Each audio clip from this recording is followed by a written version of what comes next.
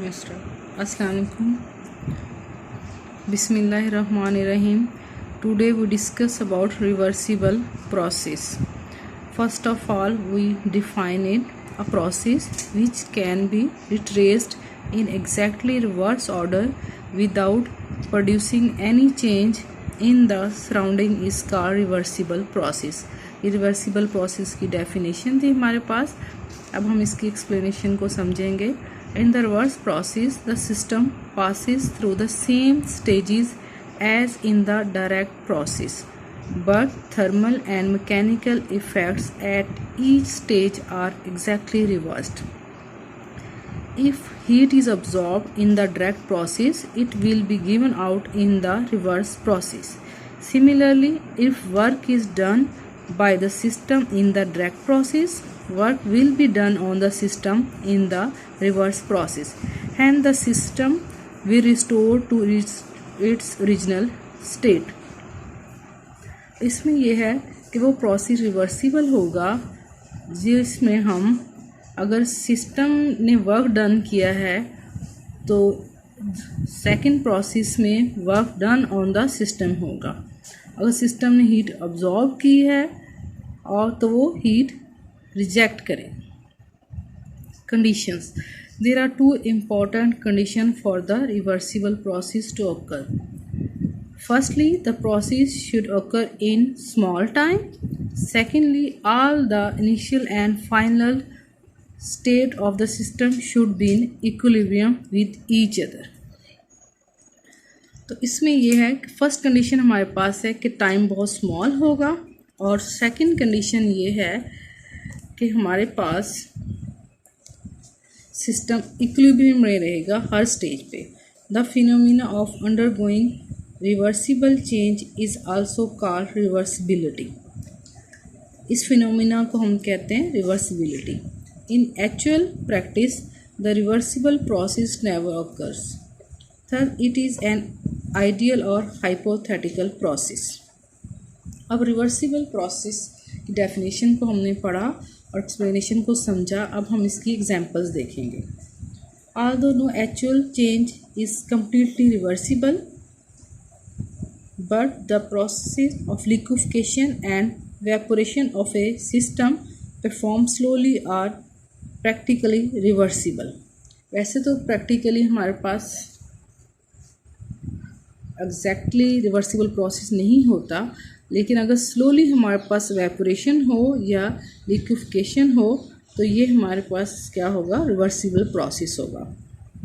Similarly, slow compression of a gas in a cylinder is reversible process as gas can be expand slowly by decreasing the weight on the piston to reverse the operation.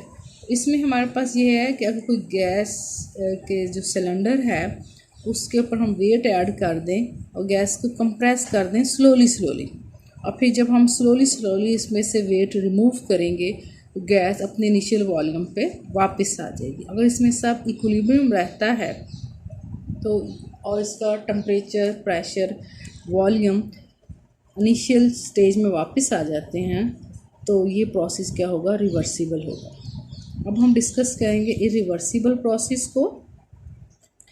The process which cannot be retraced in opposite order by reversing the controlling factors is called an irreversible process. अब इसमें यह है कि एक process हम perform करते हैं, हम कंट्रोलिंग फैक्टर्स को रिवर्स कर दें लेकिन सिस्टम अपनी इनिशियल स्टेज में वापस ना आए तो इसको हम कहते हैं इरिवर्सिबल प्रोसेस. अब थोड़ा हम इसको एक्सप्लेन करेंगे. Most of the process in nature are irreversible. ज़्यादातर हमारे पास ये है कि जितने भी प्रोसेस हैं नेचर में वो मोस्टली इरिवर्सिबल हैं. During an irreversible change the system is not in equilibrium at all instances of time. Irreversible process consist of non equilibrium states which cannot be represented on a PV diagram. All changes which occur suddenly or which involves friction or dissipation of energy through conduction, convection or radiation are irreversible. अब हमारे पास ज़्यादातर जो process हैं वो क्या है, हमारे पास irreversible हैं। तो इसमें क्या होता है कि सिस्टम इक्विलिब्रियम में नहीं रहता और जो चेंज होती है वो भी सडन होती है हमारे पास। तो सिस्टम इक्विलिब्रियम में क्यों नहीं रहता, इसमें ये है कि हमारे पास फ्रिक्शन की वजह से जो एनर्जी है वो डेसिपेट हो जाती है, या फिर हमारे पास कंडक्शन, कन्वेक्शन या रेडिएशन की वजह से एनर्जी जो है वो डेसिपेट हो जाती है, सिस्टम इक्विलिब्रियम में नहीं रहता। तो ऐसे जो प्रोसेस हैं उनको हम कहते हैं इरिवर्सिबल प्रोसेस।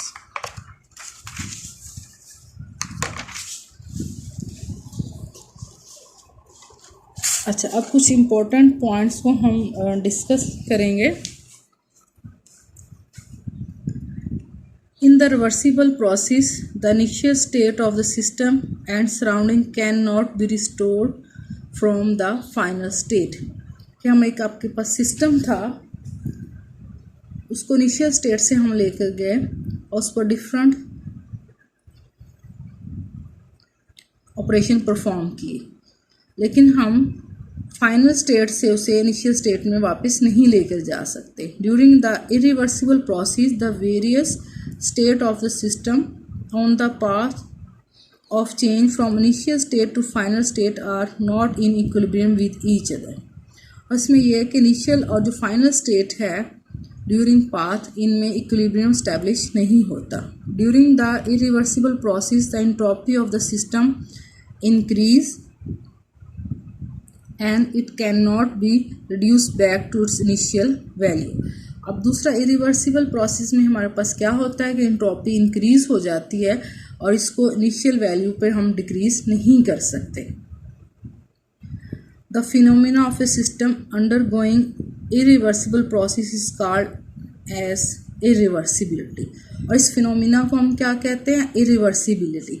तो इसमें हमारे पास क्या था कि इनिशियल स्टेट से जब हम फाइनल स्टेट में जाते हैं तो वही ऑपरेशन परफॉर्म करके हम सिस्टम को इनिशियल स्टेट में वापस नहीं लेके जा सकते। और दूसरी बात इसमें यह थी, सेकंड पॉइंट हमारे पास क्या था कि इक्विलिब्रियम जो है एस्टैब्लिश नहीं होता। थर्ड हमारे पास क्या है कि एंट्रोपी जो है वो इंक्रीज़ हो जाती है सिस्टम की। उस फिनोमिना को हम कहते हैं इरिवर्सिबिलिटी। अब एग्जांपल्स हमारे पास हैं, तो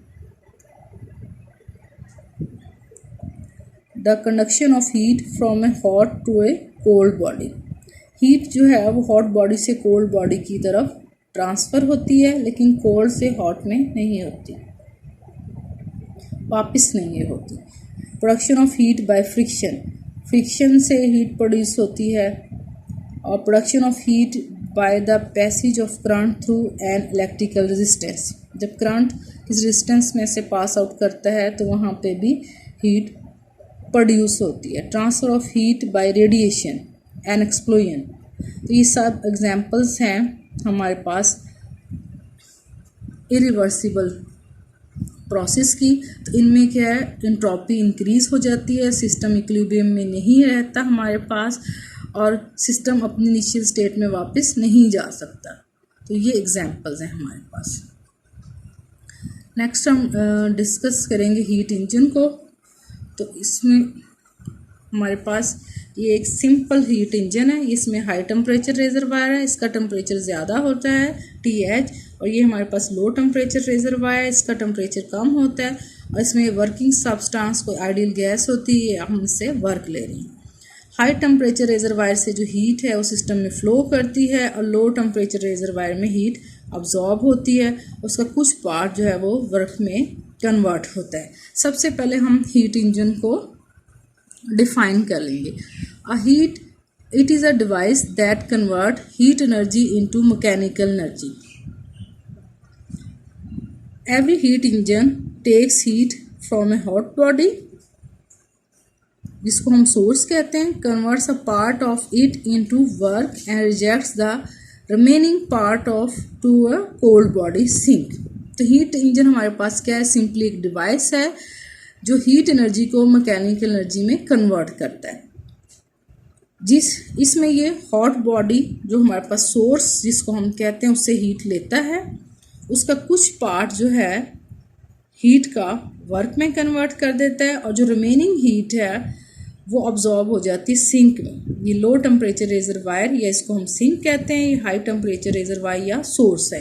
तो ये हमने हीट इंजन जो है इसकी डेफिनेशन को डिस्कस कर लिया।